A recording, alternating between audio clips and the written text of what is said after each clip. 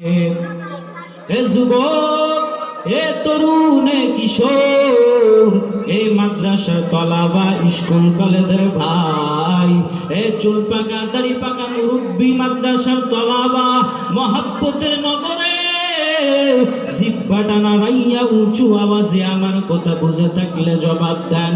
এই জমিনের মধ্যে এখন কোন নবী জীবিত আছে? আছে কোন নবী জীবিত? আদম নবী বিদায় হয়ে গেল, সহিফা বিদায় হয়ে গেল, জমিন থেকে পয়গম্বর দাউদ আলাইহিস সালাম বিদায় হয়ে গেল।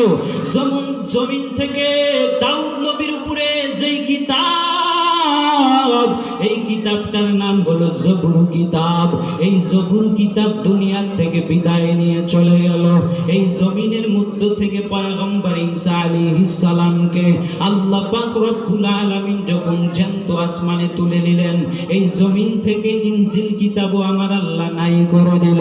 এই জমিন থেকে পয়গম্বর মুসা আলাইহিস সালাম বিদায় নিয়ে চলে গেল। এই মুসা নবীর উপরে নাযিলকৃত কিতাব তাওরাত কিতাব ওই জমিন থেকে বিদায় নিয়ে চলে গেল। কিন্তু আমার নবীও বিদায় হয়ে চলে গেল ১,৫০০ বছর। ওই মদিনার সবুজ গম্বুজের নিচে মায়ার নবী ঘুমায়। আমার নবী বিদায় হওয়ার ১,৫০০ পরেও এখনো আমার নবীর উপরে নাযিলকৃত মহাগ্রন্থ আল কোরআন সারা দুনিয়ার জমিনে আছে নাকি নাই? তাওরাত নাই কেন? জবুর নাই কেন? ইনজিল নাই কেন? ১০০ সহিফা নাই কেন? কোরআন কেন আছে? এটার জবাব আল্লাহ পাক সহিফা নাযিল করার পর আল্লাহ বলেন নাই সহিফা কিতাব আমি হেফাজত করব। আল্লাহ তাওরাত কিতাব নাযিল করার পর আল্লাহ বলেন নাই তাওরাত কিতাব আমি হেফাজত করব, ইনজিল কিতাব আমি হেফাজত করব। তাই তো জমিনের মধ্যে তাওরাত নাই, তাই তো জমিনের মধ্যে ইনজিল নাই, তাই তো জমিনের মধ্যে সহিফা নাই। কিন্তু কোরআন নাযিল করার পর আল্লাহ পাক রব্বুল আলামিন সারা দুনিয়ার মানুষদেরকে জানায়া দেন, ইন্না নাহনু নাযালনা যিকরা ওয়া ইন্না লাহু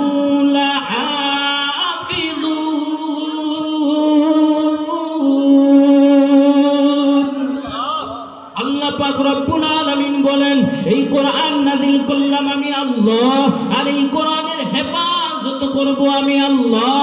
তাই তো ১৪৫০ বছর হয়ে গেল আমার পয়গম্বর দুনিয়ার জমিনের মধ্যে নাই। আমার নবীর উপরে নাযিলকৃত মহাগ্রন্থ আল কোরআন এখনো সারা দুনিয়ার মধ্যে আছে। এর জবাব আল্লাহ বলেন কোরআন অবতীর্ণ করেছি আমি আল্লাহ, আর এই কোরআন হেফাজতের জিম্মাদারি নিয়েছি আমি আল্লাহ।